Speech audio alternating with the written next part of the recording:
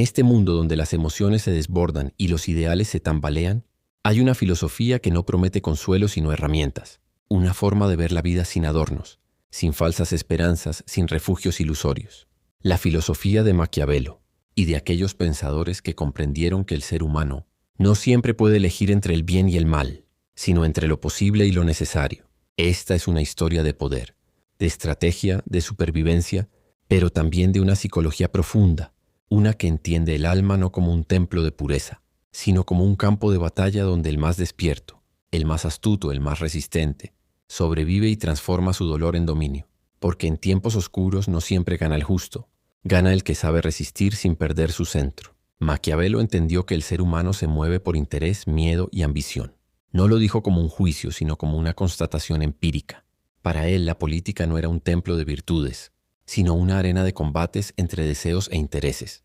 Esta visión tan cruda y realista puede parecer cínica, pero guarda una enseñanza que trasciende la política. Es una lección sobre cómo navegar el mundo sin caer en la ingenuidad, porque la ingenuidad en los ojos de Maquiavelo no es virtud, es peligro. Creer que el mundo es justo solo porque uno desea que lo sea es el error que condena a muchos a la frustración perpetua. Y es ahí donde comienza la psicología de la superación real, no en la fantasía, sino en la aceptación brutal del terreno donde se libra la vida.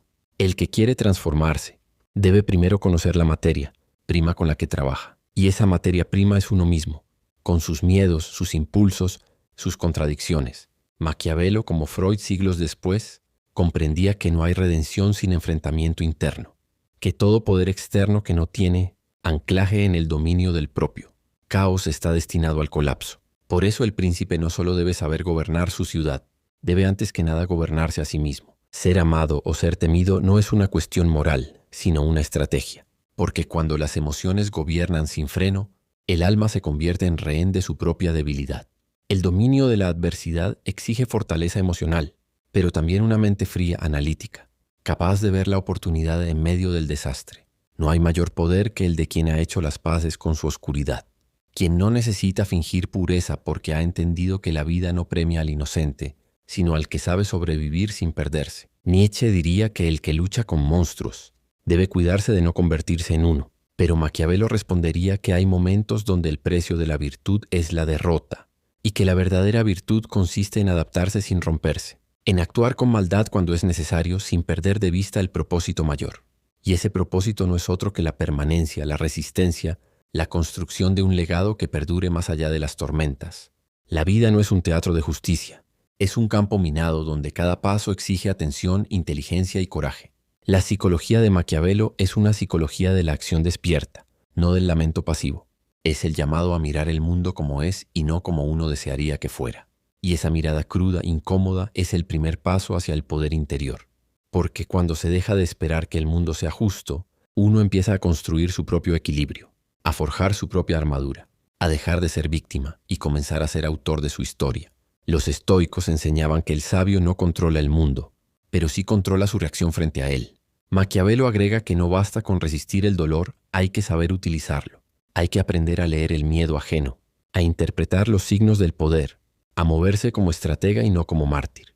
El sufrimiento no debe ser un altar donde uno se sacrifica, sino una escuela donde uno se templa. Y así, cada fracaso deja de ser una maldición y se convierte en herramienta.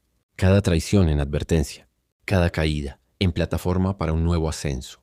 La psicología del poder es la psicología de quien ha sido herido pero ha elegido no quedarse roto. Maquiavelo, como Schopenhauer después, comprendía que la voluntad humana es caótica, voraz y muchas veces irracional. Pero esa misma voluntad puede dirigirse, moldearse, canalizarse hacia propósitos mayores. El que domina su voluntad domina su mundo. Y dominarla no es reprimirla, es comprenderla. Es saber cuándo actuar, cuándo callar, cuándo atacar y cuándo esperar. El alma del estratega no es fría porque carece de emoción, sino porque ha aprendido a no ser su esclavo. Porque quien gobierna desde el capricho emocional pronto será gobernado por el caos. La superación real no es un camino de luz permanente, es un sendero de sombra, donde uno aprende a caminar sin certezas, donde la fe no está puesta en promesas celestiales, sino en la propia capacidad de resistir, adaptarse y continuar. El filósofo del poder no busca ser aplaudido, busca ser eficaz, no busca ser amado, busca ser inolvidable. Y en ese camino cada dolor, cada pérdida, cada humillación, se transforma en material para construir un carácter indestructible. Porque cuando todo lo demás se derrumba, el carácter es lo único que permanece. El mundo necesita menos ilusos y más conscientes, menos víctimas y más guerreros del alma. Maquiavelo no enseñó a mentir por placer.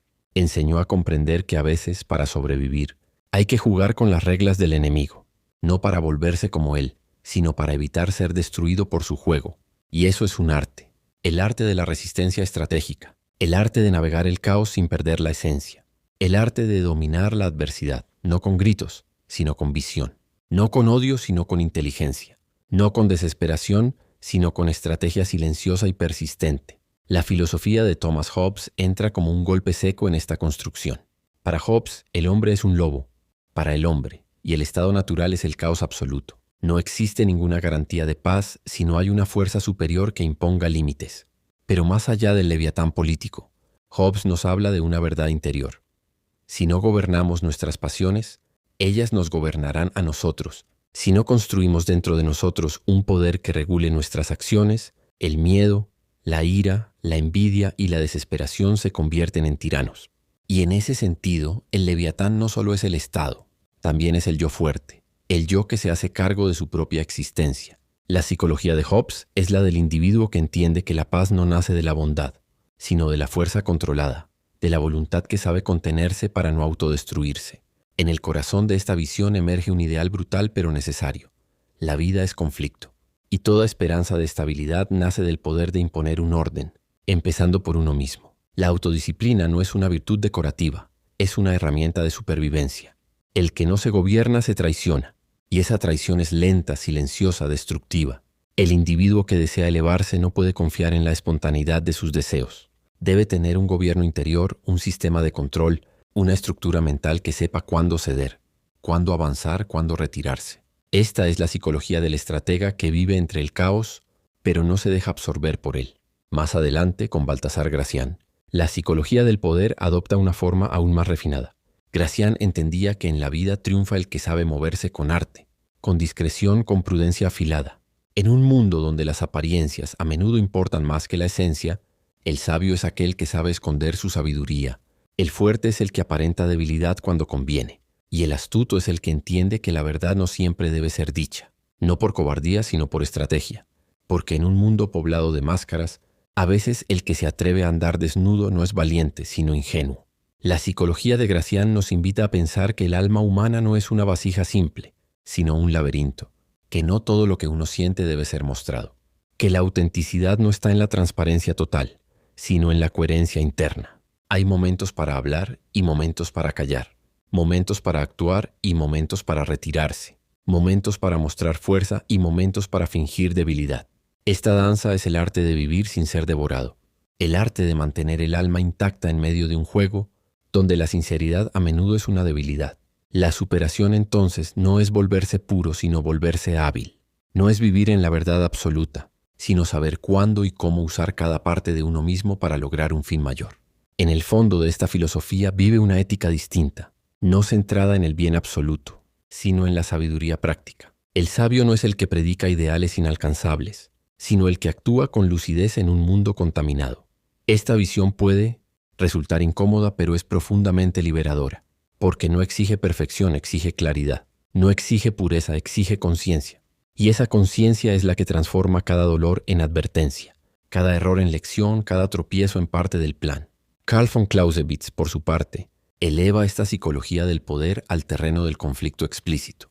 En su obra sobre la guerra, afirma que la guerra es la continuación de la política por otros medios. Pero esa frase, más allá de su aplicación militar, es también una clave existencial. Toda persona que lucha por un propósito, que enfrenta obstáculos, que resiste la adversidad, está en guerra. Y si la guerra es parte inevitable de la vida, entonces necesitamos una mente estratégica, no para destruir, sino para sobrevivir con dignidad. Clausewitz enseña que la guerra es un fenómeno moral, psicológico y espiritual, que el enemigo no siempre es otro, a veces es uno mismo, que el campo de batalla más complejo es el interior. El que quiere superar sus límites debe verse como un general de sí mismo, debe aprender a calcular, a mover sus fuerzas mentales con sabiduría, a no entrar en cada combate solo por orgullo. La psicología del estratega es la de quien se conoce tan profundamente que ya no necesita reaccionar con violencia, sino que actúa con precisión. Porque cada impulso controlado es una victoria. Cada emoción comprendida es un territorio conquistado. La guerra interna no es para destruirnos, sino para entrenarnos, para forjar una identidad que no depende de la suerte, ni de los demás, ni de los discursos vacíos. Y así, entre Maquiavelo, Hobbes, Gracián y Clausewitz, se va construyendo una psicología de la superación que no busca consuelo fácil, sino transformación real. Una filosofía que no embriaga con promesas, sino que despierta con desafíos, que no te invita a rendirte a lo que sientes, sino a gobernar lo que piensas. Porque la verdadera libertad no es hacer lo que uno quiere, sino no ser esclavo de lo que uno teme. Y el verdadero éxito no es ser admirado, sino no ser vencido por las tormentas del alma.